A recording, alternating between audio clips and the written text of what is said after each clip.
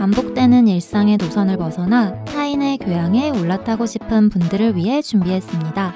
본격 지식, 생각, 시선 투척 방송 개별 교양 환승센터 40회 대결편 지금 시작합니다.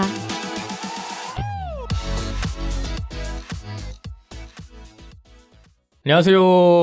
안녕하세요. 반갑습니다. 자기소개 먼저 하고 시작을 하겠습니다. 저는 정치사회와 문화 콘텐츠를 좋아하는 장빈둥입니다. 만물에 대한 관심이 깊고 그 중에서도 자연을 사랑하는 안벌입니다. 비주류와 마이너 감성을 좋아하는 허유생입니다. 문화와 예술을 즐기는 따뜻한 인상주의자 김순트입니다. 반갑습니다. 안녕하세요. 반갑습니다. 이번 주는 댓글을 읽어보겠습니다. 누구부터 읽을까요? 유생님 먼저 읽어주시죠. 네네. 바하의 선율님께서 댓글 남겨주셨는데요. 네. 처음 남겨주신 것 같아요. K-팝 연대기 투어편 남겨주셨고 좋은 말씀 주셨는데 제가 2세대 아이돌 언급할 때 동방신기를 그냥 언급만 하고 넘어갔다 보니까 네. 동방신기를 좀 비중 있게 안 달아주신 거에 대해서 좀 아쉬움이 남으셨었나 봐요. 네. 네. 근데 그 대댓글로 이제 안브르님께서 동방신기 찐팬임을 인증해 주셨고 그거 네. 아차 싶더라고요. 저 동방신기 진짜 좋아했는데 왜 아. 그 에피소드에서 말을 안 했을까. 네. 네. 왜 그러셨어요? 그러게요. 나는 들으면서 네. 왜 버즈가 없지 이 생각도 했었거든요. 아. 예전에. 그쵸. 네네. 버즈랑 동방신기 팬들한테 한마디 하세요. 제가 그때 그냥 그 연대기니까 네. 제가 생각한 주요 특징을 그냥 쭉쭉 훑고 넘어가가지고 네. 아주 디테일한 부분들 다 생략을 했는데 네. 제가 아쉬움이 남는 것 같습니다. 아, 그래요? 네, 그래서 다음에 다음에 또 기회가 있으면은 네. 그때는 또 디테일한 내용들도 한번 준비를 해보겠습니다. 알겠습니다. 뭐 달달보름님께서도 달아주셨는데 유생님 에피소드. 네네. 그 주역편에 달아주셨거든요. 그래서 네. 흥미로우셨다고 그래서 저도 네. 굉장히 재밌게 들으셨다니 기쁘더라고요. 네. 척척 왜 척척 박사라고 한 거 언급 안 해요? 민망한가 보지? 유생님 보고 척척 박사라고 칭찬해 주셨습니다. 맞아요. 척척박사 맞죠. 아닙니다. 부끄러웠나 봐요. 얘기 안 한 거 보니까. 네, 달달보르님께서 보르님 에피소드에서 달아주셨습니다. 네, 저의 에피소드를 정갈하게 차려진 일본식 밥상 같다라고 해주셨는데 좋은 네. 비유 같아요, 되게. 그래요? 네, 팩트만 친일이시잖아요. 아리가또 고자이마스. 이게 약간 노리신 거 아닐까? 그 반다이 때부터 시작된. 저는 이 부르님 네. 그 대댓글 보고 한참 웃었어요. 왜요? 아리가또 고자이마스 왜 이렇게 웃겼죠? 거기다가 또 고자이마스에서 고자가 이게 그 블라인드 처리돼가지고. 그래요? 제 거에 나오는데? 저 나오는데? 그래요? 네. 저도 나오는데? 컴퓨터는 또 그런가? 이거 컴퓨터랑 다른가 보다. 그러네. 지금 보고 있는데 땡땡이마스라고 되어 있더라고. 저 팟빵 진짜 골 때리는 것 같아요. 네. 특이한 정책을 쓰고 있어가지고요. 네. 여기. 제가 약간 노린 건데 네. 웃어주셔가지고 다행이네요. 네. 약간 노리고 일본어로 했는데. 네, 뭐 칭찬도 이렇게 해주셨는데 추상적인 개념 아니라 팩트만 이야기해 주시니까 더 좋다고 하시네요. 팩트 체커. 네, 어떻게 네. 생각하시죠, 버릇님? 사실 뭐 그렇게 팩트만 하진 않는데 뭐 팩트라고 생각해 주시면 그게 팩트죠. 뭐 감사하죠. 예. 팩트인 것보다 팩트처럼 보이는 게 더 중요할 수도 있어. 예, 아마 저의 태도에서 이 사람은 팩트만 말한다라고 느끼시지 않았을까. 거짓을 말해도 팩트처럼 말하는. 그렇죠. 네. 네, 그리고 정기후원 해주신 포스카일님께서도 네, 같은 편에 남겨주셨는데. 네, TV의 뒷모습을 살짝 엿드는 기분이다. TV 말씀해 주신 것처럼 저도 TV는 계속 존재하지 않을까 싶어요. 네. 존재하지만 아무래도 파이는 좀 줄어들지 않을까 싶은 생각이 들고. 네, 의외로 그 TV편에 댓글이 많이 달려가지고. 맞아요. 그런가요? 네. 네. 사랑을 많이 받고 계시네요. 아리가또 고자이마스. 이상한 컨셉을 잡았어. 뭐 이런 날도 필요하잖아요. 네. 저는 이거 아리가또 고자이마스 쓰셨잖아요. 근데 네. 처음 읽었을 때 아가리또 고자이마스 쓰신 줄 알고 진짜 그렇게 보이네. 그렇게 보여가지고 깜짝 놀랐어요. 네, 뭐 어쨌든 댓글 이렇게 항상 남겨주신 달달보르님과 포스카12님 모두 정말 감사하고 네. 네. 감사합니다. 그리고 순트님을 저 찾는 댓글도 네. 달렸습니다. 네. 알리다거님께서 지난번에 네. 아니 얼마나 실망한 게 티가 났으면 이렇게 또 길게 달아주셨어요. 정말 감사합니다. 정말 위안이 네. 되었어요. 그래서 잘 듣고 계시다고 하시면서 네. 근데 여기 알리다거님 이 날카로우시다라고 느낀 대목이 있어요. 네. 최근 고전편 주역의 세계와 그리스 조각예술 주제에 맞게 잘 들었습니다. 네. 그런데 의외로 스타크래프트와 네. TV의 위기도 고전이라는 주제를 떠나 네. 아, 흥미로운 주제였다고. 고전이 아니었다. 네. 이거 고전이 아니다. 네. 그런 의미로. 네. 그래서 날카로우시다고. 네. 그래서 정말 날카로우시다. 나는 보면서 어떻게 생각하시냐면 네. 저번에 알리다건님이 네. 부르님하고 제 에피소드를 많이 좋아해 주셨잖아요 댓글에. 아, 네네. 그래서 지금 이렇게 최근 고전편 주역의 세계와 그리스 조각예술은 주제에 맞게 재밌게 잘 들었습니다라고 하신 게 아, 약간 유생님하고 네. 순트님한테 위로해 주시려고. 옛다 먹어라. 아, 어떻게 이게 베베 꼬이면 그대로 있지? 나는 그래서 네, 역시 배려가 깊으신 분이다. 네. 이렇게 소외된 사람들을 챙겨주시는구나 라고 생각했는데 사람마다 다 다르게 받아들인 것 같네요. 뭐 네. 이쪽이든 저쪽이든 네. 정말 감사합니다. 이러면 또 알리다건님. 해명하신다고요. 또, 또 그래서 이번에 장난이죠. 저희는. 예. 순트님 에피소드를 많이 칭찬해 주셨어요. 네, 맞아요. 맞습니다. 그래서 위안이 되었습니다. 정말. 네, 감사합니다. 이제 만족하세요? 네. 이 정도면 이제 마음 편하게 네. 준비하실 수 있을 것 같은데 네. 그래서 알리다건님께서 매번 이렇게 흥미로운 주제들을 선정해서 재밌게 방송해 주셔가지고 감사하다고 하셨는데 저희가 더 감사드리고 네. 주변 지인들에게도 이제 널리 알려주시겠다고 하셨는데 기대 많이 하겠습니다. 네. 그래서 앞으로도 댓글 많이 달아주시면 저희가 더 힘내서 네. 방송을 할 수 있을 것 같습니다. 네. 그러면 오늘은 이제 대결편의 마지막 에피소드인데 순트님께서 유종의 미를 걷어주시죠. 네. 제가 오늘 대결편 준비했는데요. 네. 오늘은 저희가 많이 이야기 나눠보지 않았던 영역으로 가서 얘기를 나눠볼 수 있을 것 같아요. 네. 오늘의 주제는 사랑입니다. 사랑이요? 네. 오.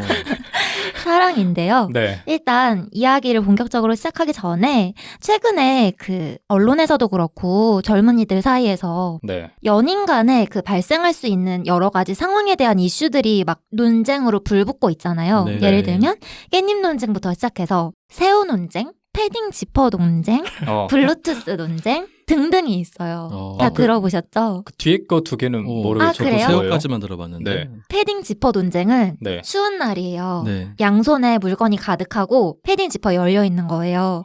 그랬을 때 그 뭐 친구의 친구나 뭐 그런 사람의 지퍼를 올려주는 것이 네. 문제가 있나 없나. 그러니까 연인의 입장에서 네. 그렇죠. 네. 그런 논쟁. 네. 그리고 블루투스 논쟁은 이제 차에 타는 상황에서 네. 직장이 만약 예를 들어서 이런 상황이에요. 직장에서 차를 태워주는 거죠. 네. 그냥 친분이 있어서. 그런데 그 태워줌을 당한 그 사람이 내 네. 연인의 차에 핸드폰 블루투스를 연결해서 본인의 음악을 재생하는 것이 괜찮은가? 문제가 있나 없나? 애매하다. 기존에 연결된 거를 그걸 가지고 기분 나빠하는 게 아니라 그 사람이 네. 직접 이렇게 하는 게 포인트 그러니까 그거 아니에요? 내 기존에 연인의 연결돼 차에- 있어서 약간 저절로 나중에 연결되니까 그게 기분 나쁜 거 아니에요? 그거야? 맞아요. 네. 내 연인의 차에 네. 다른 이성의 네. 핸드폰 블루투스가 연결되어 있는 거. 네, 연결된 아. 기록이 막 아, 남아가지고 아, 나중에 아. 발견하고 그러면 굉장히 기분이 안 좋을 수도 있겠네. 솔직히 별걸 다 가지고 난리다. 내가 너무 이 말을 하고 싶었어. 진짜 솔직히 말하면 진짜 별걸 다 가지고 난리다. 근데 제가 이거를 네. 언급이 나올 때마다 진짜 입에 맴돌거든요. 야, 그 중요하냐? 이게 너무 맴도는데. 여러분 오늘 그 얘기를 하려고 그랬어요. 그러니까 과연 왜 이런 얘기가 나오나? 왜 이런 논쟁이 유행처럼 번지는 걸까요? 근데 어떤 시점부터는 그냥 그 젊은이들의 네. 그냥 놀이같이 된 것 같아요. 네, 그러니까 네. 나도 그 생각을 한 게 제가 방금 말했듯이 야, 그거 중요하냐? 라고 얘기하고 싶은데 네. 나 빼고 다 즐거운 거야. 너는 왜 별거 아닌 거 가지고 이렇게 정색하냐 그러니까 이럴까 봐. 그렇게 나올 수 있잖아요. 네. 그리고 여기서 내가 조금 더 생산적인 얘기를 하자라는 뉘앙스로 하기 시작하면 네. 내가 되게 이상한 사람이 돼? 분위기를 못 읽는 사람이 되고 그쵸, 그쵸. 네. 되게 진지한 사람이 되고 이럴까봐 네. 항상 그냥 공감해주는 척하면서 듣거든요. 네. 근데 마침 보로님이 얘기 중이라서 다행이다. 만약에 얘기 안 했으면 나 얘기 안 했을 거거든요. 옆에서 하나 잘 얘기해줘가지고.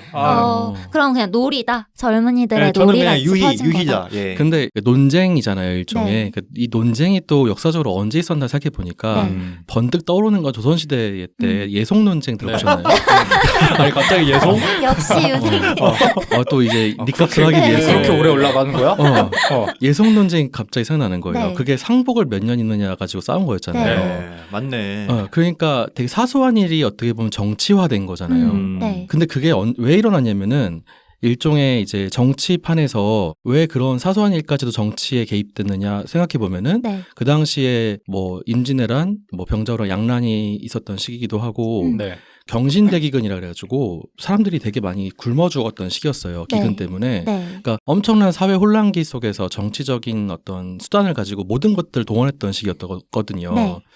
그러니까 지금이 아마 사회 혼란기라는 거를 방증해 주는 게 아닌가 싶은 느낌이 좀 드는 거예요. 이런 네, 논란들이. 네. 사람들이 뭔가 되게 혼란스러운 상황, 사회적으로 혼란스러운 상황에 빠지니까 이 연인 간 사이에서도 어떤 정치적인 힘이 작용하는 게 아닌가 싶은 느낌이 또 드는 거죠. 근데 저는 그 혼란이 네. 정치적인 문제, 뭐 사회적인 문제는 거대한 담론이고 전 더 좁게 들어가서 이제 현대 사회가 되면 될수록 특히 한국 사회에서 이성 간 교류가 생길 일이 많아졌잖아요. 네, 네. 그리고 우리 유교 문화에서 서양의 그런 신식 문화, 신식이라고 하면 좀 그런데 그런 개방적인 문화들이 네. 유입됐잖아요. 근데 네. 그러면서 경계와 선에 대한 논의가 분분하다고 생각을 해요. 그래서 이게 하나의 기준이 없는 거고 누가 맞는 게 아니기 때문에 이런 논의들이 활발해지고 그러면서 유희가 되고 그러면서 선을 만들어 가는 게 아닌가라는 생각도 했거든요. 근데 최초에 그 고민을 올린 사람은 네. 사실 정말 생활의 문제였을 거 아니에요. 그렇죠. 그리고 정말 고민됐으니까 문제를 맞아요, 올렸고 사람들이 그걸 유희로 당연히 이제 전파되는 과정 중에서 공감을 하다 보니까 유희로 발전은 했지만 네. 실제로 그걸 댓글을 막 쭉 다는 과정에서 네. 공감이 됐으니까 댓글을 달았겠고 그게 조금만 그 포인트가 어긋나거나 핀트가 나가게 된다면은 네. 편가르게 될 수 있는 여지가 충분하잖아요. 음. 그게 되게 연인 간에 벌어질 수 있는 사소한 논쟁이어가지고 지금은 유희가 됐지만 네. 조금만 다른 주제였다면 이건 충분히 편가르기 요소가 너무 심할 수 있다라는 생각이 좀 들기도 하는 것 같아요. 네. 근데 이 문제는 어쨌든 이성 간의 문제라는 그 측면에서 저는 이렇게도 볼 수 있을 것 같아요. 과연 질투라는 감정이 무엇인가? 네. 이성 간의 질투라는 감정. 그래서 이 질투라는 감정에 대해서 최근에 정재승 교수님이 방송에 네. 나오셔서 이제 연인 사이에 사랑을 시작하게 되면 뇌에서 사랑과 통제와 공포를 관장하는 영역이 모두 활성화되는데 네. 이 세 가지가 모두 사랑과 연결이 되고 그리고 이게 질투와도 연결이 된다고 보시더라고요. 네. 그러니까 사랑하는데 이 사람을 통제하고 싶은 그 영역도 활성화되고 동시에 공포의 영역도 활성화되는 거죠. 공포는 어떤 걸로부터의 공포죠? 헤어질 거를 그렇죠. 두려워하는 건가? 다른 네. 사람으로부터 빼앗길 것에 대한 공포인 거죠. 그래서 그런 뇌과학적인 측면에서 봤을 때 네. 이런 논의에 대해서 어느 사람이 뭐 나는 괜찮아 또는 나는 안 괜찮아 라고 논의하는 것에 대해서 양쪽 모두에게 이게 맞아 이게 너는 틀렸어 라고 말할 수 있는 영역이 아니고 그러니까 편가르기를 할 수 있는 영역은 아닌 거죠 결국에는. 근데 우리가 유희의 목적으로 또는 이제 깊게 나아간다면 편가르기의 목적이 될 수도 있기 때문에 네. 조심해야 된다 이런 발언들은 이라고 보였습니다. 근데 이 얘기를 왜 했냐면 이런 논쟁들을 떠나서 그럼 저는 문득 궁금해지더라고요. 이런 논쟁은 너무 사소한 논쟁이고 이런 걸 떠나서 여러분들께서 그래도 연인 사이에 이거는 지켜줘야지 라고 생각하는 부분들은 있으실 것 같아서 그런 부분들에 대해서 얘기를 좀 나눠보고 싶었어요. 재밌는 주제네요. 네. 네. 그래서 연인이라면 또는 사랑하는 사람이라면 이거는 꼭 지켜야 된다. 나와 상대한테 모두 적용되는 네. 그런 부분이 있으시면 이야기해 주세요. 네. 네. 뭐가 있나요? 네. 누구 먼저? 뭐 저예요? 제가 먼저 할까? 저는 심플하거든요. 네. 뭐예요? 상대방이 싫어하는 거 하지 말자. 이게 다예요. 좀 맞춰주는 스타일이네요. 그러니까 나뿐만 아니라 네. 그쪽도. 아, 근데 이게 가장 큰 전제가 돼. 그러면은 약간 있는 그대로 받아들여주는 그런 스타일은 아닌 거네요. 그러니까 내가 싫어하는 건 너도 하지 마. 나도 안 할 테니까 이런 느낌이 이런 연애 스타일인 거예요. 그러니까 뭐 이걸 가지고 이 가치관을 가지고 네. 상대방과의 모든 관계를 이렇게 판단하는 건 아니지만 네. 그럴 때가 있잖아요.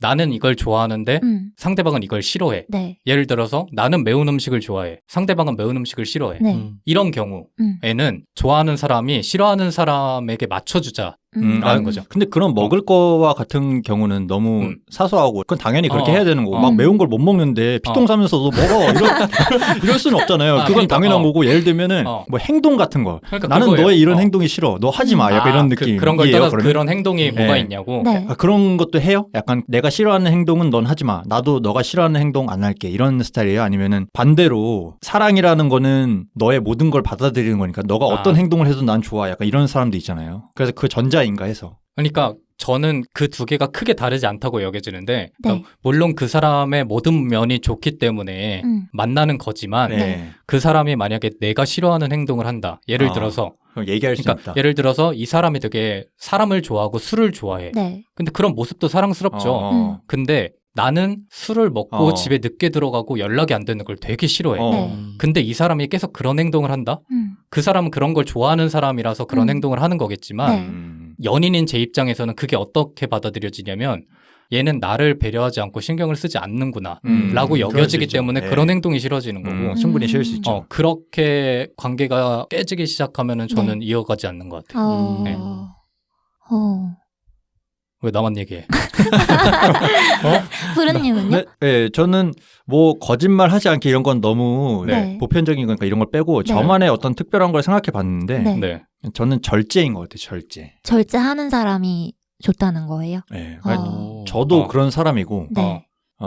상대방도 그런 사람이었으면 좀 좋을 것 같아요. 그러니까 뭐 우리가 생각하는 그 쓰는 거에 대한 절제를 얘기하는 아니 그런 거 아니야. 무슨 절제를 얘기하는 거야? 돈 전혀 아니고요. 네. 그런 거 검소한 아니고. 사람이라고 하시는 줄 알았어요. 아니 검소 아니고 그렇게 생각하실 줄도 몰랐네. 네. 그런 게 아니고 어떤 삶의 태도? 그러니까 뭐 술 같은 것도 비슷할 수 있는데 뭐 예를 들면은 뭐 없는 것 같은데. 아니 그러니까 좀 자기 관리랑 비슷한 개념인가요? 맞아요. 그런 것 같아요. 네. 그러니까 어떤 욕망에 이끌려서 막 방탕하게 막 이런 거 말고 그런 거 전 되게 싫어해요. 어떤 그 1차원적이라고 생각되는 그런 행위들 네. 그런 거에 너무 집착하는 모습은 그러니까 저도 안 하고 자제력이 좀 조금 적은 사람들을 보면은 호감을 느끼진 않겠다. 그런 것 같아요. 네. 그런 것 같고 네. 좀 둘이 함께하면서 뭔가 조금이라도 발전했으면 좋겠다는 그런 느낌. 근데 저의 이런 모습 때문에 예전에 교제했을 때 네. 그런 거에 대해서 굉장히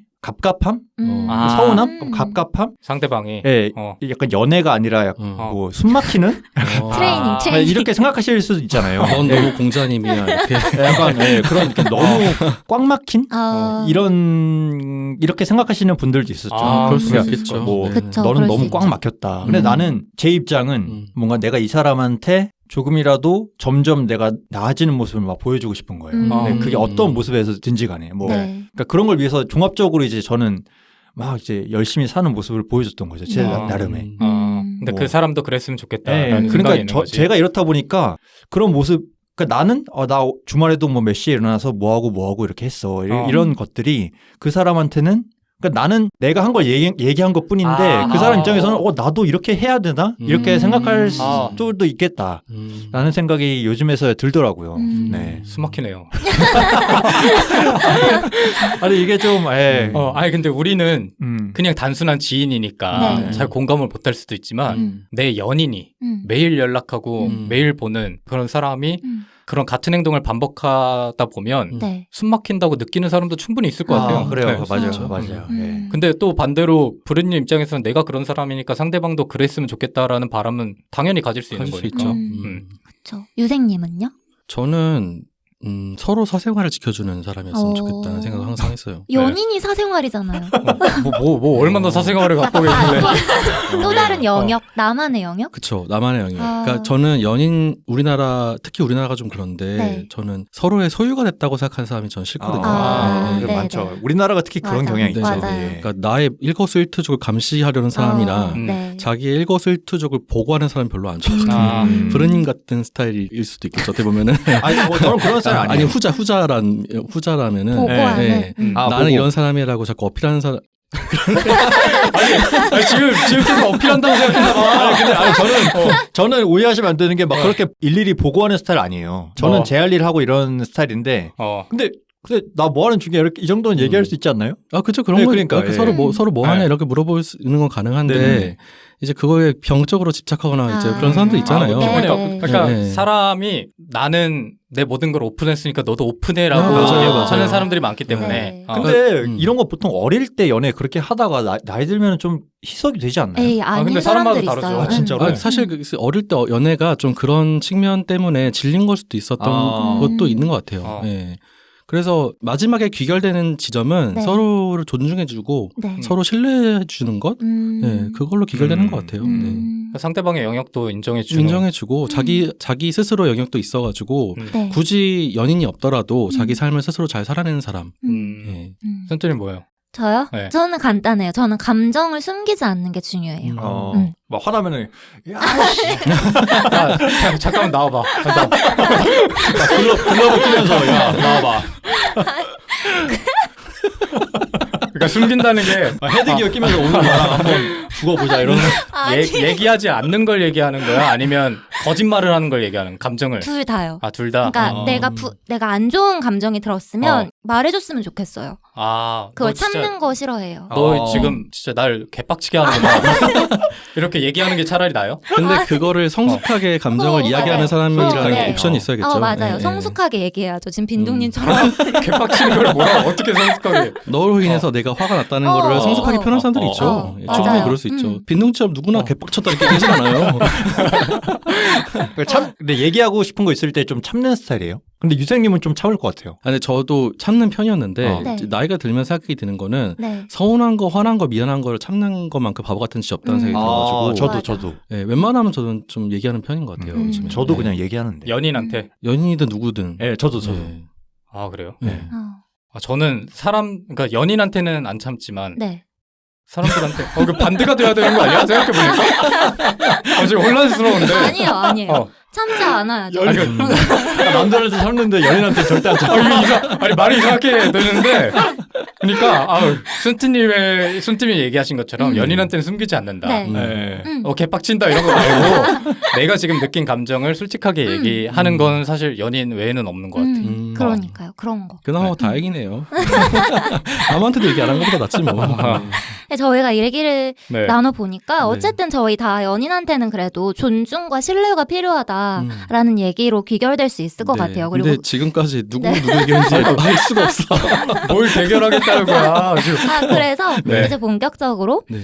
이야기를 나눠볼 텐데요. 네. 제가 앞에 이 얘기를 왜 나눴냐 하면 제가 모셔온 두 분의 예술가는 이 존중과 신뢰를 초월하신 네. 분입니다. 초월했다? 초월했다. 네, 무법자다. 아까 막 나간다? 네, 아까 상대방을 존중하지도 않고 그렇죠. 이런 느낌의 네, 네. 자유로운 어떤 사랑의 자유로운- 관계 이런 건가요? 그렇죠. 자유로운 영혼이시다. 그래서 과연 누가 더 사랑과 연인에 대해서 몹쓸 인물인가? 둘 중에 더 노답을 고르면 되는 네, 시간인가요? 네. 노답을 찾아보도록 하겠습니다. 네. 제가 모셔온 예술가는 드뷔시와 네. 피카소인데요.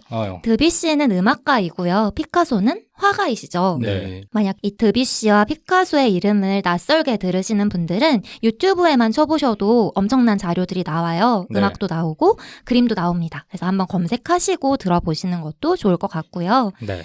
제가 한동안 부제를 붙였었는데 또 뜸했잖아요. 그래서 네. 오늘도 부제를 한번 붙여봤습니다. 첫 번째 이야기는 드뷔시가 난사한 사랑의 총알이고요. 두 번째는요. 피카소의 여신 찾기 여정입니다. 네, 그래서 약간 느낌이 나네. 어떤 네, 느낌인지. 네, 그래서 먼저 드뷔시 얘기부터 하고요. 그다음 피카소 얘기를 나눠보려고 하는데요. 두 분이 동시대 인물인가요? 비슷해요. 드뷔시는 1862년생이시고요. 피카소는 1881년생이세요. 그런데 드뷔시는 일찍 돌아가셨어요. 1918년에 돌아가셨고요. 피카소는 오래 사셨습니다. 1973년에 돌아가셨어요. 네. 그래서 한 분씩 이제 이야기를 본격적으로 나눠보도록 하겠습니다. 네. 먼저 첫 번째 인물은 클로드 드뷔시입니다. 네. 이분의 사랑 이야기를 한마디로 함축해서 표현을 하면 두 명의 여성의 손에 권총을 들게 한 남성입니다. 실제 권총이요? 네. 약간 매력이 넘치나 본데? 본인을 향해서 그쵸. 네. 서로 싸운 게 아니라? 네. 그만큼 죽이고 싶었다. 드비씨를 향해서 나는 얘가 매력이 너무 넘쳐가지고 싸우는 거. 여성 두 분이 총을 겨눴다고 하는 줄 알았는데. 두 명이나 죽이고 싶어 했던. 맞습니다.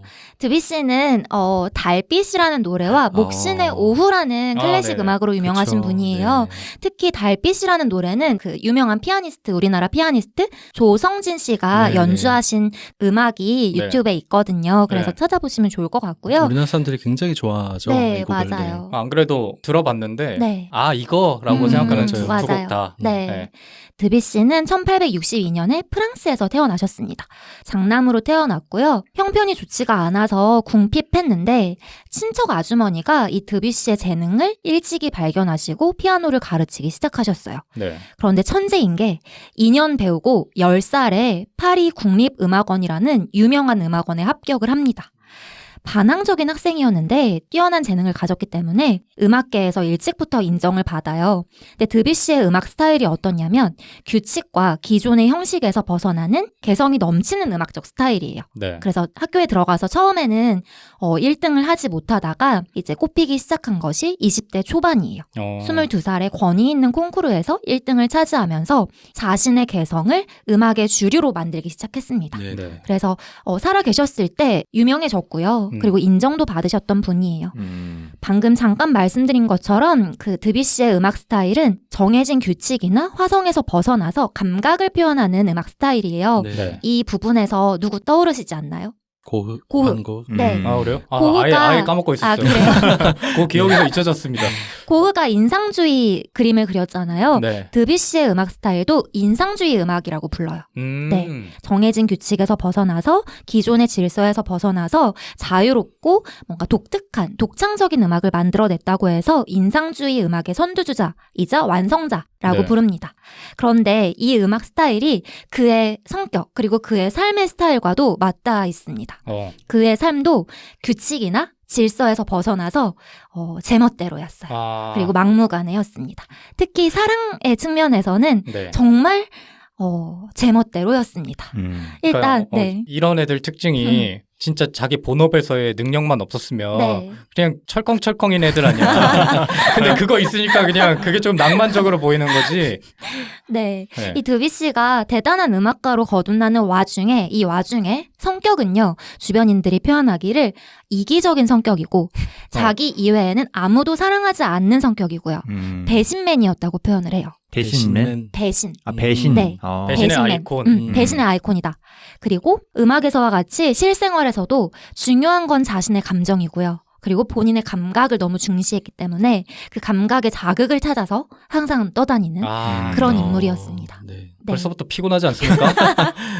그리고 젊은 시절부터 이 패션에도 관심이 많아서요. 네. 네. 아르바이트로 귀족의 딸에게 피아노를 가르치면서 그 귀족의 딸은 귀족풍 생활을 하잖아요. 그 네. 생활에 감명을 받고 감화를 받아서 자신의 패션을 완성시키는데 되게 돈을 많이 썼다고 하고요. 네. 근데 돈이 부족하니까 주변인들한테도 막 빌려가지고 돈은 갚지 않고 번지르르하게 차려입고 다니는 경우가 많았다고 합니다.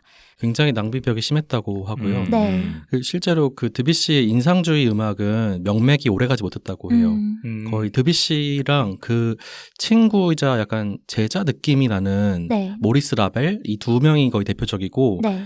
예, 인상주의는 한번 떴다 그냥 음악 사조에서는 거의 져버려요. 네. 왜요? 그 드비시가 평판이 안 좋으니까 있는 사람이 없었던 건가요? 그런 거 아니고 너무 독특하거든요. 독특해가지고. 예, 기존의 고전주의 음악부터 어떤 국민 악파 이런 거 쭉 가다가 이 인상주의를 갑자기 갑툭튀한 형태예요. 네. 그러니까 드비시라는 어떤 인물로 인해서 갑툭튀한 음악 사조고 그래서 이걸 명맥을 이을 만한 어떤 느낌, 전통 이런 것도 없었기 때문에 근데 되게 아름답거든요, 맞아요. 음악이. 네. 그래서 저희 예전에 예술가와 그 예술에 대해서 한번 토론한 적 있잖아요. 네. 그 생각도 나더라고요. 아, 네네. 네.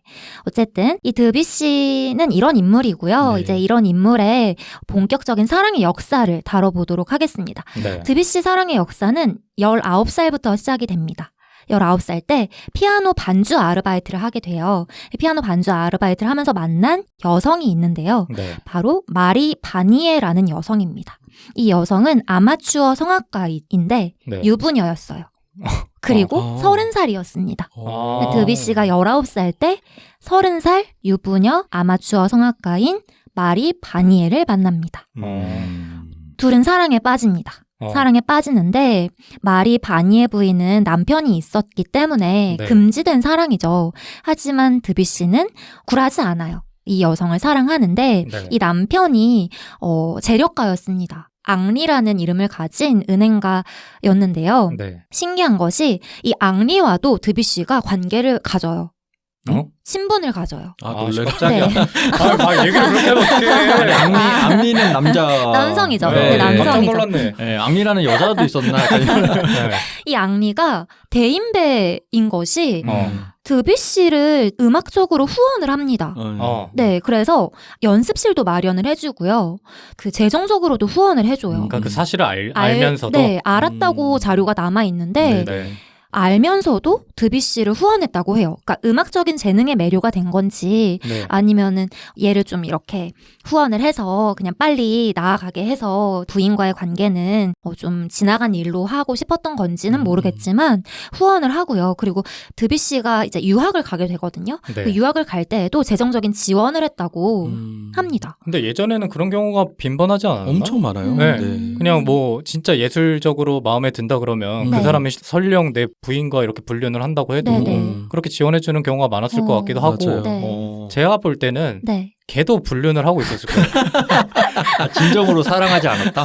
그러니까 앙리도 아내를. 뭔가 많아. 되게 여러 명 네. 있었을 거야. 네. 그러니까 조금 그런 대인배적인 면모가 나오지 않았을까? 역시 어. 베베꼬인 성격자답게. 근데 충분히 일리가 네. 있네요. 오늘 한 네. 명만 어. 가지고 그러니까 그 부인만 갖고 있던 사람이라면 네. 그 시대적인 상황을 조금 고려해도 네. 과연 마음 편히 그럴 수 있었을까라는 생각이. 어쨌든 그런 와중에 드뷔시는 드뷔시도 그렇고 이제 이후에 말할 피카소도 그렇고 여성들을 만나면서 본인의 재능을 꽃피워요. 이때 드뷔시도 마리 바니의 부인에게 25개의 가곡을 바쳤다고 네. 이야기가 남아 있는데요. 그럴 정도로 본인의 예술 혼을 불태우면서 이제 열정적으로 사랑에 임하는 거죠. 그런 와중에 연습을 하고 이제 19살이니까 재능이 꽃피는 시기잖아요. 네. 재능을 꽃피우다가 앙리의 후원을 받고 여러 귀족들의 후원을 받아서 로마로 유학을 떠나게 되면서 이 사랑은 끝이 납니다. 그리고 이 드뷔시는 2년간의 유학 생활을 하게 되고요. 이후에 음악적으로 업그레이드하고 장학금을 받으면서 승승장구하는 게 드뷔시의 이야기고 네. 이 여성은 이제 이때 드뷔시가 싹을 보였다라는 측면에서 이제 이해할 수 있을 것 같아요. 그 후에 드뷔시는 유학을 다녀온 후에 가브리엘 듀퐁이라는 여성을 만납니다. 네. 이때는 20대 초중반이고요. 이 가브리엘 듀퐁은 재단사의 딸이었어요. 표현을 하기를 순진하고 정이 많은 여인이었다고 표현을 합니다. 이 여성은 드뷔시와 10년간 동거를 하기 시작합니다. 네. 결혼은 하지 않아요. 네. 내조를 엄청 잘해줬고요. 이때 탄생한 곡이 목신의 오후 전주곡. 아. 네, 그래서 이런 명곡도 탄생을 하고요. 네. 그런데 드뷔시가 나쁜 것이 처음에는 이 여성이 순진하고 정이 많아서 끌렸다라고 표현을 하거든요. 네. 그런데 후에 지적으로 맞지 않는다. 너무 무식하다라는 이유로 이 여성과의 애정이 바닥이 납니다. 근데 야비한 게 헤어지면 되잖아요. 헤어지면 어. 되잖아요. 그런데 동거하는 와중에 작품 활동이랑 관련해서 만나게 된 테레제 로제라는 여인과 약혼을 해버려요. 동거하는 와중. 대단한데. 네. 근데 이게 비밀이 될 수 없잖아요. 그쵸. 네. 그 테레제 로제라는 분도 음악 활동을 하시던 분이에요. 뭐 그쪽에 소문이 났겠죠. 그러니까 들통이 나니까 파혼을 당하게 되거든요. 몰랐구나. 그 네, 사람. 네. 그 사람도 모르고 이 듀퐁도 몰랐던 거죠. 네. 파혼이 되니까 다시 듀퐁한테 돌아갑니다. 어. 네. 그런데 또 웃긴 게 돌아간 지 또 얼마 지나지 않아서 또 다른 제3의 여인에게 청혼을 해요. 그래서 1897년에 이 가브리엘 듀퐁은 엄청난 상처를 받은 거죠. 본인과 10년간 동거를 하면서 내조란 내조는 다 해줬는데 네. 본인과 살고 있으면서 약혼을 했다가 파혼을 당했다가 또 다른 여인한테 청혼을 한 거잖아요. 네. 엄청난 상실감과 절망에 휩싸여서 네. 드뷔시를 권총으로 쏘려고 한 게 1897년이에요. 네. 쏘려고 했다가 자살 시도를 해요. 그 권총으로. 네. 그런데 두 개 다 이제 미수에 그칩니다. 네. 네. 그래서 첫 번째 권총을 든 여인은 이 가브리엘 듀퐁이라는 여인이에요. 네. 10년의 한이 그렇게 드러나나 보다. 네. 네. 이때부터 드뷔시는 성공을 해서 인기가 많아지기 시작하고요. 네. 이후에 누구를 만나냐면 릴리 텍시에라는 여성을 만나는데요. 네. 또 웃긴 것이 이 릴리 텍시에라는 여성은 가브리엘 듀퐁과 친구 사이였어요. 그리고 릴리 텍시에라는 여인도 드뷔시가 어떤 인물인지 너무 잘 알고 있는 여인이었습니다. 네. 드뷔시가 어떤 인물인지 너무 잘 알고 본인이 듀퐁의 친구였기 때문에 처음에는 드뷔시를 거부해요. 네. 너 못 만난다. 나는 너 안 만나겠다라고 하는데 드뷔시가 어떤 편지들을 보내냐면 나는 너를 만나지 못하면 손목을 끊고 죽어버리겠다. 가스라이팅. 가스라이팅한 거예요. 그리고 나는 너 같은 여성을 만난 적이 없다. 내가 수많은 여성을 만났는데 네. 이런 감정은 처음이다. 이런 기분은 처음이야. 그러니까 너만을 신뢰하고 나한텐 이제 너밖에 없어. 내 사랑의 종착지는 너야. 사랑의 라고 종착역? 이야기하는 거죠. 네. 세상에. 사랑의 적장이. 그렇게 끊임없이 구애를 해요. 근데 네. 통하는 게 더 신기한데. 네, 그러니까 이제 이 여성도 마음이 흔들린 거죠. 그래서 이제 만나기 시작하는데요.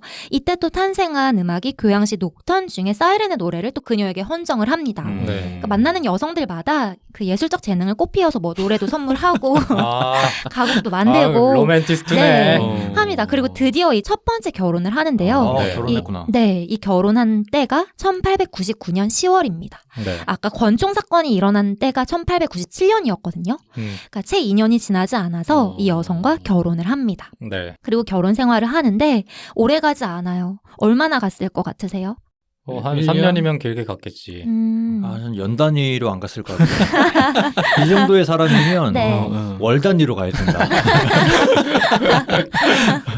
조금조그맣게 이제 다른 여성들을 만나는 거는 바로 금방이었다고 하는데요. 네. 이제 큰 사건으로 또 다른 여인이 등장하는 때는 1903년이에요. 4년 정도? 네네, 4, 5년 정도 지나서 결혼 생활 중에 네. 네. 자신의 제자이자 그 제자의 엄마인 부인과 눈이 맞습니다. 네. 제자의 엄마. 제자의 엄마. 제자랑 엄마랑 네네. 둘 다 사귄 게 아니라. 네네네.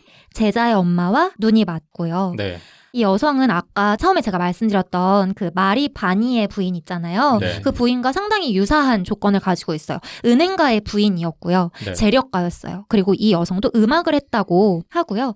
이 여성은 또 매력적이었다라고 추측할 수 있는 것이 작곡가 중에 또 포레라는 작곡가가 있는데 가브리엘 이 포레. 네. 포레의 구애를 받았던 사람이다라고도 하더라고요. 그래서 매력적인 여인이었구나라고 알 수 있을 것 같습니다. 이 여인과 드뷔시는 1904년에 이제 둘 다 결혼을 한 상태잖아요. 네. 사랑의 도피 여행을 떠나요. 그리고 사랑의 불시착? 네. 떠나면서 네. 이 텍시에한테 릴리 텍시에한테 이혼을 통보합니다. 네. 네. 이혼을 통보받은 릴리 텍시에는 역시라는 기분이 들었겠죠. 네. 드뷔시가 떠나고 나서 프랑스 광장에서 총을 다시 듭니다. 다시는 아니죠. 아까 그 자신의 친구에 이어서 본인도 총을 들어요. 프랑스 광장에서 권총 자살을 시도하고요.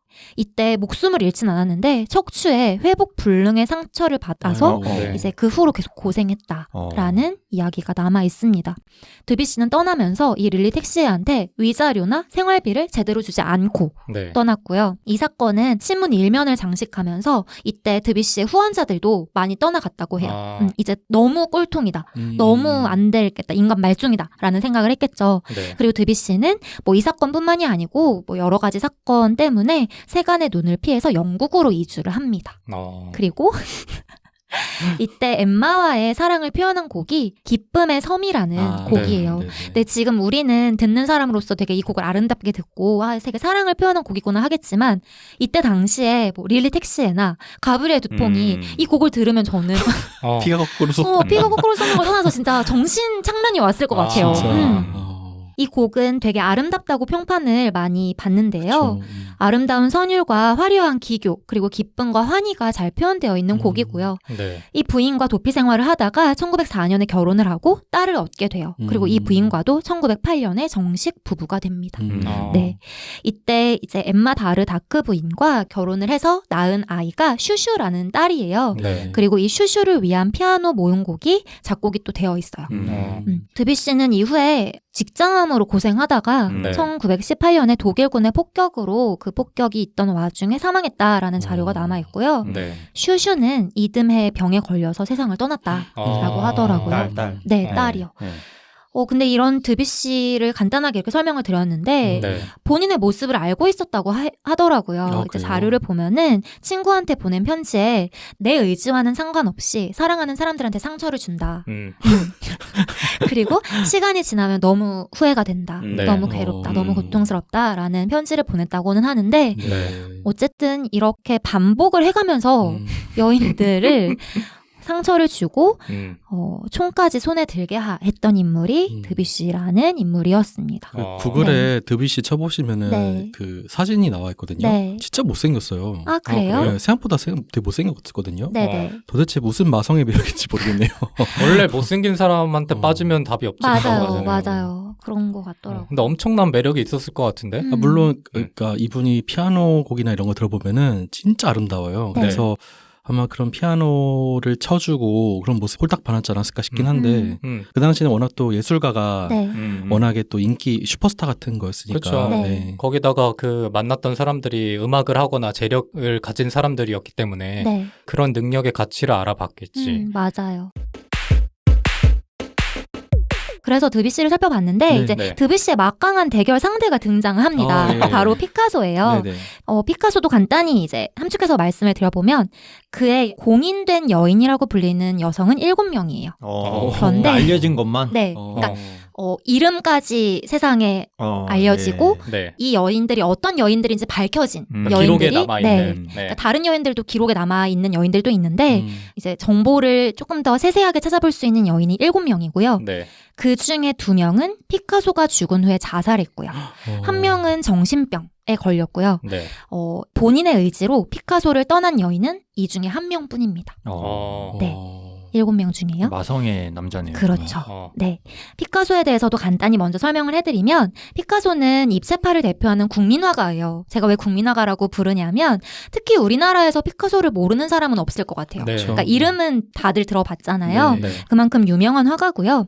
이 피카소는 스페인 출생인데요. 활동은 프랑스 파리에서 해요. 그리고 우리가 아는 것처럼 대가이고요. 대단한 것이 한 가지 양식에 머무르지 않았고 새로운 미술 양식으로의 변화를 주도한 인물이에요. 네. 그리고 회화, 조각, 도예, 판화, 장르를 가리지 않고 계속 변화하고 진화하고 계속 진화했어요. 네. 그래서 대단한 화가고요.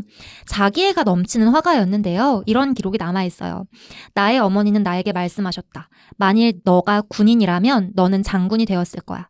만일 내가 수도사였다면 교황이 되었겠지.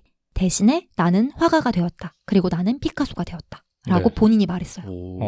그러니까 군인이라면 장군이 되었을 사람이고 수도사라면 교황이 되었을 사람인데 화가가 되었기 때문에 난 피카소가 되었다. 라고 말한 거예요. 근데 네. 이런 능력이 있는 애가 하니까 멋져 보인다. 그쵸. 네. 그러니까 이런 태도가 네. 그의 연인들한테도 먹히지 않았을까라는 생각이 듭니다. 근데 이거는 진짜 보편적인 진리 같아. 그러니까 자신이 가진 능력만 있으면 네. 그런 태도 자체가 그 사람의 매력을 맞아요. 증폭시키는 것 같고. 맞아요. 네.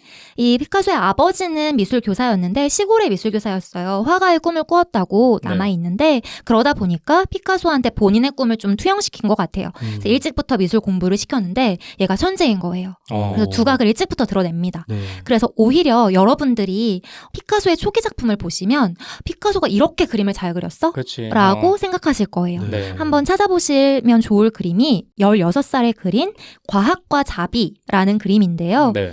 표현력이 정말 어마무시하거든요. 그래서 어렸을 때부터 이런 회화적인 기법은 통달했다라고 볼 수 있을 것 같아요.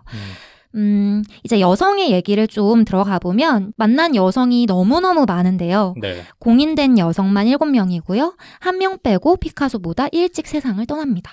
그리고 피카소는 만나는 여성이 바뀔 때마다 화풍이 변화해요.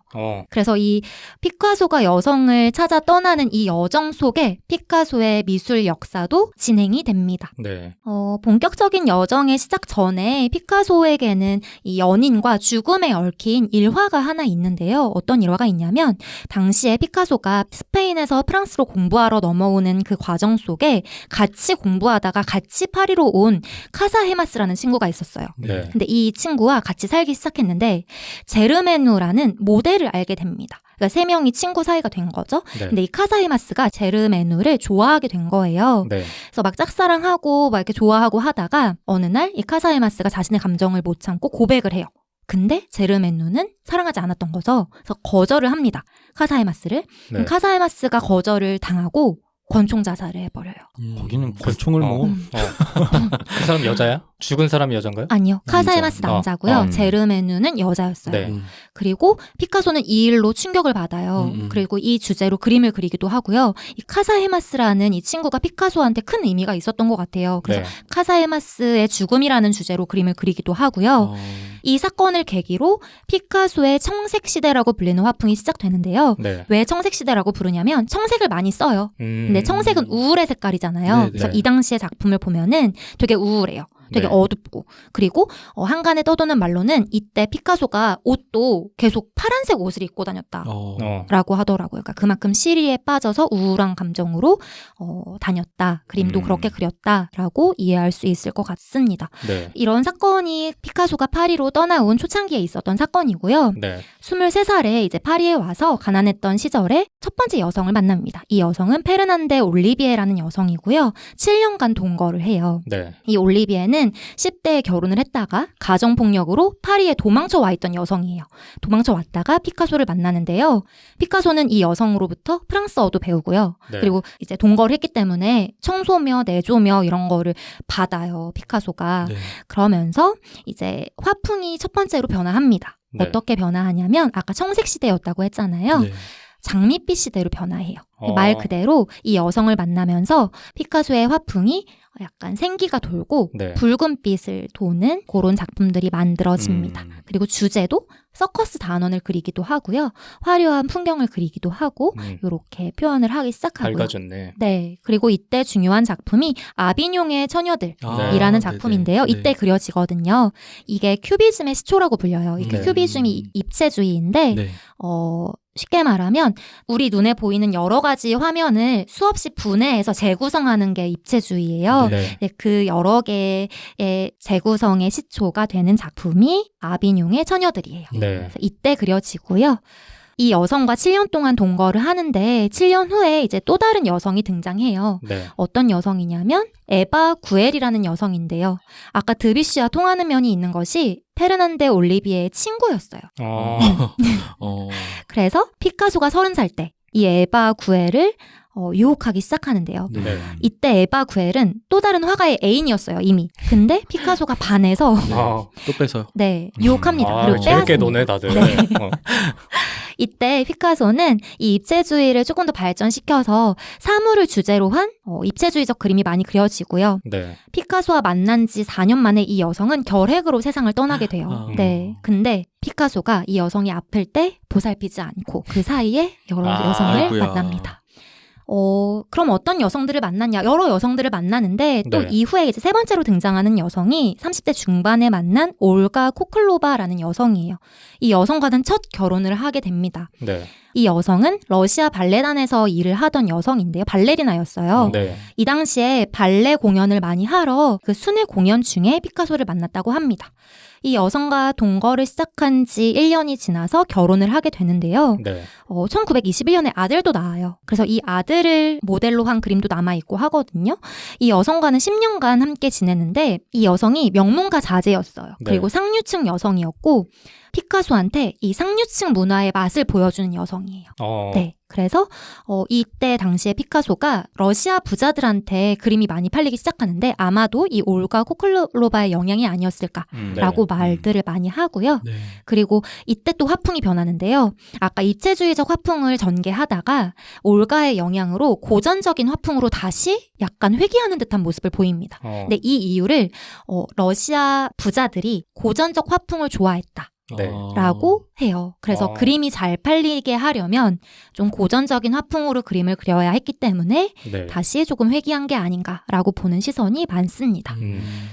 실제로 입체주의적 그림은 초기에 환영을 받지 못했거든요. 네. 너 왜 그렇게 그림 그려? 진짜 이상하다. 이런 시선을 많이 받았기 때문에 고전적인 화풍으로 다시 회귀했던 게 아닌가라는 생각이 들고요. 네. 그 와중에 이제 30대 중반에 결혼을 해서 10년간 함께 지냈다고 했잖아요. 네. 그 와중에 이제 네 번째 여성이 등장합니다. 이때는 피카소가 40대 중반이었던 때고요. 이때 등장한 여인은 마리 테레즈 발터예요. 네. 이 여인은 백화점에서 만났고요. 이때 마리의 나이는 17살이었습니다. 법적으로 가능한가? 피카소가 17살은 얘기가 또 달라지는데요. 네. 이제 앞으로도 쭉 말씀을 드리겠지만 피카소가 20대건 60대 70대건 좋아하던 여인의 나이는 10대 후반에서 20대예요. 뭐라 말할 수가 없네. 네. 네. 이 여인은 처음에 피카소가 누군지 못 알아봤다고 해요. 그러니까 예술의 문외한이었던 거죠. 네. 그리고 순수한 여인이었다고 해요. 근데 나중에 진짜 아까 드뷔시랑 비슷한 게 네. 피카소가 이 여인을 떠나면서 순수하고 너무 예술에 지식이 없어서 떠난다고 또 얘기를 하거든요. 그러니까 처음에는 좋아 보였던 부분이 나중 가면 익숙해지면 좀 그거야 뭐 원래부터 모든 사랑이 다 그런 법인데. 네. 어쨌든. 이 마리는 처음에 피카소를 받아주지 않았어요. 그런데 피카소가 장시간 따라다니다가 불륜을 시작했고요. 네. 초기에는 비밀 생활로 시작을 하는데 자신이 올가랑 살던 그 집 맞은편에 집을 구해줘 버려요. 거기에 살게 해요. 그리고 8년간 동거를 하고요. 네. 혼외 자식도 1명 출산을 합니다. 이때도 또 화풍이 변하는데요. 이때 피카소가 많이 그렸던 화풍은 초현실주의적 화풍으로 변화를 해요. 네. 그래서 이 여성 중에 꿈꾸는 듯한 여성이 그려져 있는 그림이 있어요. 네. 이게 마리 테레즈 발터이고요. 여러분들이 나중에 피카소 관련 전시를 보시면 금발머리에 약간 꿈꾸는 듯한 표정이나 잠자고 있는 여인을 보시면 이게 바로 마리 테레즈 발터예요. 네. 실제로 잠을 많이 잤다고 해요. 이 여성이요. 이때 이혼을 하지 않아요. 네. 근데 초기에는 올가가 이혼해주지 않은 거다라고 말들을 많이 했는데 알고 보면 피카소가 이혼을 원하지 않았다고 해요. 왜냐하면 이혼하는 순간 그때 당시 프랑스 법이 재산의 절반을 배우자에게 나눠줘야 했거든요. 네. 그래서 평생 별거 부부로 살아요. 네. 그 이유마저도 이기적이네. 네. 네, 이렇게 해서 마리 테레즈 발터를 만나는데 네. 이제 이 여인이 너무 순수했잖아요. 그 예술의 문외한이었잖아요. 네. 그러다 보니까 그 다음 여성은 이제 지적인 여성이 등장합니다. 40대 후반에서 50대 초반에 도라마르라는 여성을 만나는데요. 이때 도라마르는 29살이었어요. 네. 그리고 이때 피카소는 올가가 있고 마리가 있는 상황에서 도라마르를 사귀게 됩니다. 이 도라마르라는 여성과는 8년간 관계를 지속하는데요. 뭐라고 말하냐면 예술적인 교감이 가능해서 나는 너가 좋아 라고 이야기를 해요. 그리고 실제로 이때가 피카소의 전성기였습니다. 네. 이 마르라는 여성은 사진 작가이자 모델이었어요. 그래서 영화 촬영장에서 스틸컷을 찍다가 피카소랑 만났다고 하는데 이 피카소가 작품을 제작하는 과정을 사진으로 많이 찍어줬어요. 네. 그래서 우리가 피카소가 제작하는 모습을 많이 볼 수 있는 게 이 도라마르의 작품이기도 합니다. 사진으로 많이 남겨두었기 때문에요. 그리고 이때 이제 걸작이 탄생하는데요. 이때 탄생한 걸작이 게르니카입니다. 네. 그리고 피카소가 많이 의지했다고 해요. 이 여성에게. 네. 그런데 이별 후에 피카소랑 헤어진 후에 신경쇠약에 걸리고 우울증을 앓다가 병사했다고 기록이 남아 있습니다. 네. 이렇게 도라마르랑 만나는데 또 이후에 새로운 여성이 등장합니다. 계속해서 등장하죠. 올해도 네. 살았네요. 피카소 씨는. 네. 피카소가 60대 초반에 네. 1940년대에 프랑스와즈 질로라는 여성을 만납니다. 네. 이 여성도 인텔리였어요. 이 여성이 21살 때 만나는데요. 네. 9년간 동거를 합니다. 그리고 아까 제가 초반에 말했던 자신의 의지로 피카소를 떠났던 유일한 여성이 이 여성이에요. 프랑스와즈 질로입니다. 이 사람은 법학과 철학과 문학을 공부한 인텔리고요. 어릴 때 화가를 꿈꾸면서 미술 공부도 하던 여성이었어요. 네. 이렇게 말했다고 해요. 나는 내 남자친구, 내 아버지와도 말이 안 통하는데 유일하게 피카소하고만 말이 통한다. 라고 얘기했다고 해요. 오히려 인텔리니까 그런 나이의 장벽을 뛰어넘어서 네. 자기가 추구하는 걸 가지고 있는 남성을 좋아했을 확률도 있겠네요. 예. 피카소도 이 여성을 많이 사랑했던 것이 이전까지의 여성들은 되게 못생기게 특히 헤어질 쯤에는 피카소가 또 웃긴 게 자신이랑 사이가 안 좋아지면 여성들을 못생기게 표현을 해요. 그러니까 막 일그러지게 작품에서? 입체 중에서도 막 찌그러진 이렇게 표현을 하는데 못났다 진짜. 네. 이 프랑스와즈 솔직한데. 프랑스와즈 진로는 네. 꽃으로 많이 표현을 해놨어요. 네, 그래서 꽃이 등장했다라고 하면 이 프랑스와즈 진로를 표현한 거구나라고 볼 수도 있고요. 근데 둘이 만나다가 또 피카소가 프랑스와즈의 친구와 바람이 나요. 그래서 프랑스어 진로는 피카소를 일컬어서 바람 피우는데 환장을 한 남자다. 라고 하고 떠나갑니다. 네. 근데 이 여성은 똑똑한 게 두 자식이 있었는데 이 두 자식을 피카소의 정식 자식으로 입적을 시켰고요. 엄청난 위자료를 받아요. 네. 그리고 미국의 부자 학자와 결혼해서 뉴욕으로 떠납니다. 그리고 이후에 자서전을 발간하는데요. 자서전의 이름이 피카소와의 삶이에요. 네. 라고 해서 피카소의 사생활을 고발하고요. 피카소가 얼마나 여성 편력이 심하고 네. 권위주의적 성향을 가지고 있었는지 그것을 이 책을 통해서 명명백백하게 밝힙니다. 네. 그리고 지금도 뉴욕 등지에서 인정받는 예술가예요. 네. 그리고 2010년에는 프랑스의 최고 훈장인 레지옹 도네르 훈장을 수여할 만큼 엄청나게 난 사람인 거죠. 그리고 이 여성이 피카소를 떠난 공인된 7여성 중에 유일한 여성입니다. 이제 마지막 여성입니다. 7번째 여성이 등장하는데 이 여성은 피카소가 죽을 때까지 함께 있는 여성이에요. 네. 70대 초중반에 만난 자클린 로크라는 여성이고요. 이때 당시에 27살이었어요. 27살의 미망인이었고요. 피카소가 이 당시에 이 후반에는 도예 작품도 많이 만들었기 때문에 피카소의 도자기 공장에서 일하던 여성이고요. 올가가 1955년에 죽게 되는데 이후에 1961년에 재혼을 합니다. 네. 그리고 이때 당시에 피카소의 나이는 80세였어요. 아, 정력가네, 정력가야. 이 여성은 되게 순종적이었다고 하고요. 네. 피카소의 비서이자 아내 역할을 동시에 했다고 해요. 근데 이 여성도 되게 특이한 게 피카소가 죽고 나서 이제 장례식을 열잖아요. 근데 그 올가, 첫 번째 결혼했던 그 올가의 가족을 제외하고 나머지 가족 그리고 나머지 뭐 자식들은 피카소의 장례식에 오지 못하게 막았다고 해요. 근데 그 이유를 일컬어서 돈 때문이다 라고 말을 많이 하더라고요. 그렇지 않을까 싶네요. 그리고 1986년에 피카소의 무덤 앞에서 권총 자살을 합니다. 또 권총이요? 그러니까 피카소가 죽고 나서 그 무덤 앞에서 권총 자살로 자신의 생을 마감을 하고요. 네. 그리고 피카소가 떠난 이후에 아까 마리 테레즈 있었죠. 네. 순수한 여성. 그 여성도 목을 매서 자살을 하는데요. 이때 당시에 이 마리 테레즈는 내가 피카소를 보살펴줘야 된다라고 하면서 목을 매서 자살했다고 해요. 그러니까 엄청난 여기까지 들어보면 여성들이 떠나지 못하는 게 네. 헤어지고 나서도 이 피카소를 미워하지 않는다는 느낌이거든요. 그러게요. 그러니까 엄청난 가스라이팅의 수재가 아니었나.